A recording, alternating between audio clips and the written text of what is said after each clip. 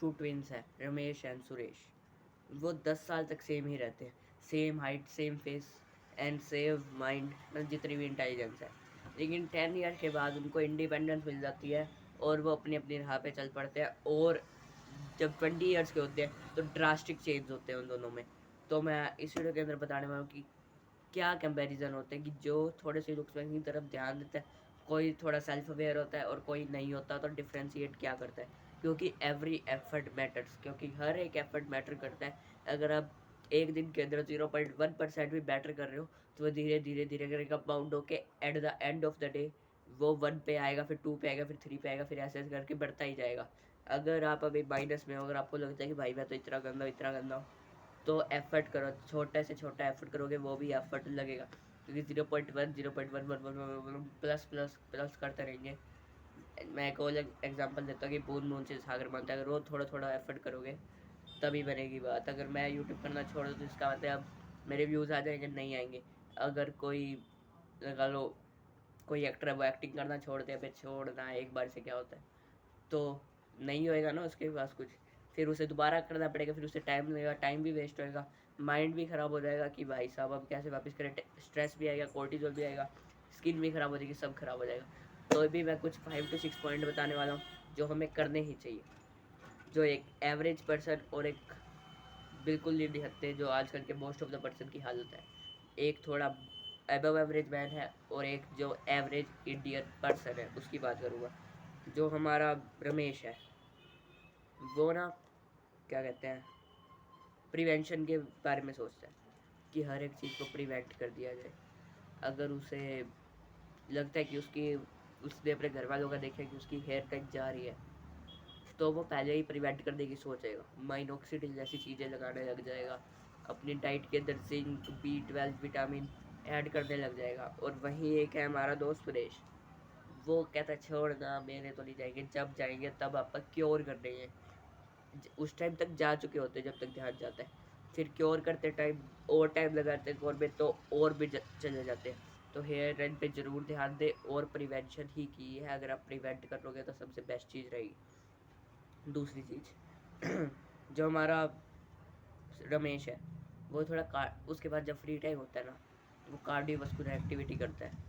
मतलब कि वॉक करने लग जाता है, बाहर चला जाता है, रैंडम लोगों से बात करता है, मतलब थोड़ा सोशल स्किल्स पे भी वर्क करता है, वॉक भी करता है ताकि उसका बॉडी फैट कम रहे।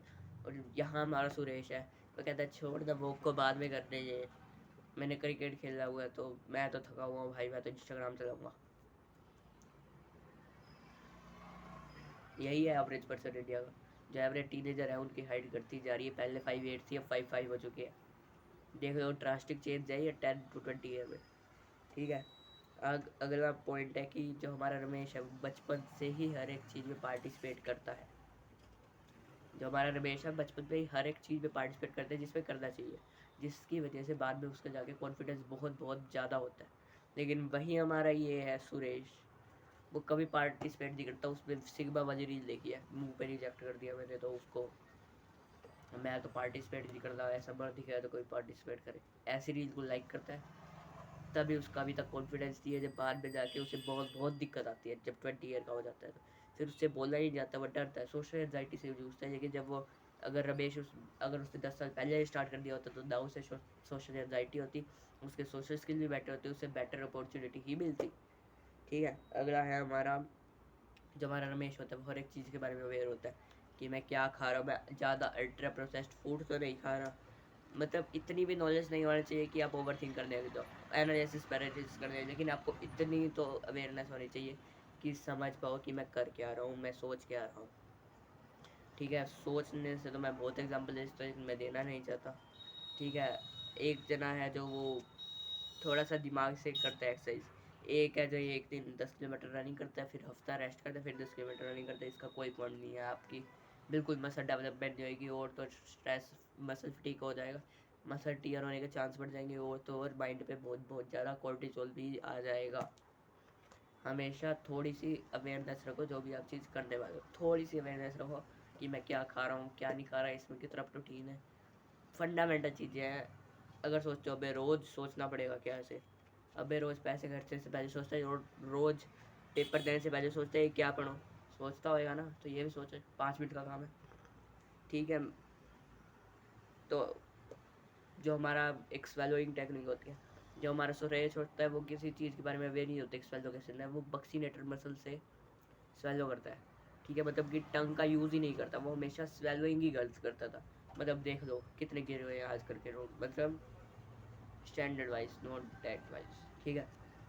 आपको भी अगर टेस्ट करते हैं कि आपका स्वेलिंग पैटर्न ठीक है या नहीं, तो ऐसे टंग को दोनों टीथ के बीच में लगाओ और स्वेलो करने की कोशिश करो। अगर आपकी टंग ऊपर टच हो रही है मतलब आपका स्वेलिंग पैटर्न सही है। अगर आपकी टंग ऊपर टच ही नहीं हो रही है, आपके यहाँ के मसल यूज़ हो रहे हैं, तो भैया यू आर एब्सोल्युटली कुक्ड, ठीक है।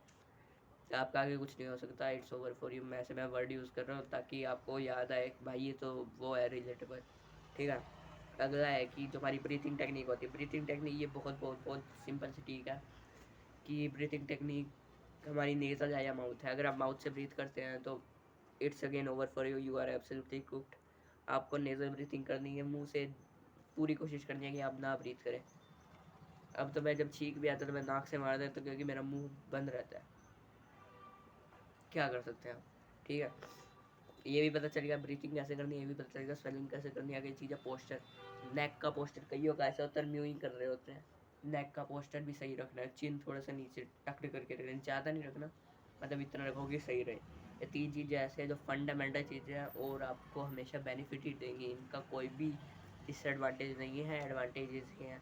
मैं हर एक वीडियो में डिफरेंट डिफरेंट टाइप की चीज़ें बताता हूँ और हमेशा अच्छी चीज़ें ही बताता हूँ, ठीक है। ये तीनों चीज़ें पता चल गई। और आपको करना क्या है कि आपको जब भी आपको अगर आपका फेस ब्लोट हो रहा है तो आपको ठंडे पानी से या हल्की सी ऐसे मसाज कर देनी है, बस इतना सा काम करना है, आपका फेस डी ब्लोट हो जाएगा।